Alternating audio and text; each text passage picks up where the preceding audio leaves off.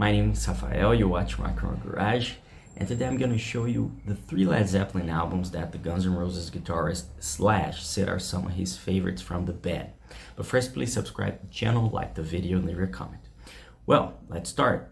Rock and Roll Garage selected these 3 albums that Slash already praised. The first one, Led Zeppelin 1, the self-titled debut album of the band released in 1969. Slash was only 4 years old when the record was released, and a few years later when he discovered the group, he bought some of their albums with his own money, but also stole a few ones from Tower Records. He recalled that in an interview with Metal Hammer, listing that record as one that changed his life. Slash said, "There's a blur between the albums I bought and albums I nicked. I didn't have any money, so I'd go to Tower Records and use a 5-finger discount. I remember getting the first Zeppelin record early on. They opened the door for everything that the 70s was about: hedonism, excess, and drugs. Their music made me just want to bang girls." That's what Slash said. And some of the most famous songs from that record are Good Times, Bad Times, Dazed and Confused, and Communication Breakdown. The record peaked at #1 on Australian charts, #6 on the United Kingdom, and #10 on the United States Billboard 200.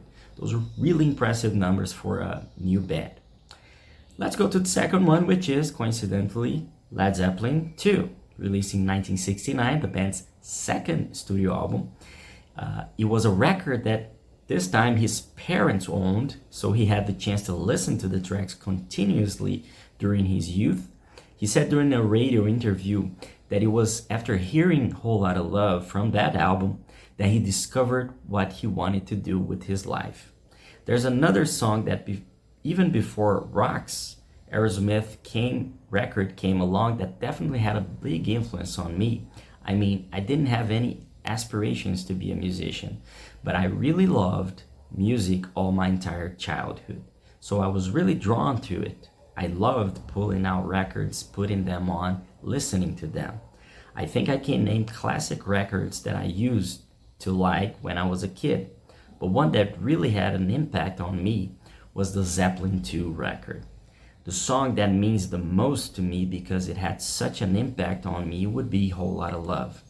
I think that sort of speaks to a subliminal thing that later on, when I started to play guitar, was what I was drawn to. So a lot of the music I was really into as a kid, without ever having thought playing guitar, turned up later as having a really big influence on me. Whole Lotta Love was just really sexy, sleazy, guitar-driven thing that I just loved. That actually ended up being sort of the catalyst for my first experimentation with distortion. Also Les Pauls and that kind of thing. Oh God, it was so cool. It was just such a great introduction to the 70s, also to where the 70s was going to go.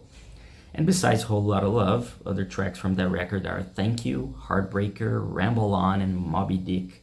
It peaked at #1 in several countries like Australia, Canada, Netherlands, Finland, Germany, Spain, United Kingdom, and United States. Like all Zeppelin albums, this one was also produced by the guitarist Jimmy Page.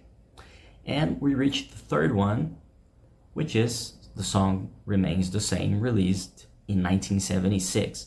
The third album that Slash already said is one of his favorites is this one. And it was the live soundtrack of the concert film of the same name the band released that year, but the music was actually recorded 3 years before during a show at the Madison Square Garden. Led Zeppelin's The Song Remains the Same was a pretty good one, Slash said in an interview with Noise Creep. This album already was released through Swan Song, the band's own music label. That record features many of their famous tracks like Rock and Roll, Whole Lotta Love, and Starway to Heaven. And that's it. I hope you liked the video. Now you know a little bit about Slash's love for Led Zeppelin and how much he was influenced by Jimmy Page's guitar playing. And if you want to read more, please go to the description, visit the article we wrote about it. Don't forget to subscribe to the channel, like the video, and leave a comment. Tell me which is your favorite Led Zeppelin album, okay? Thank you for watching, and I see you later.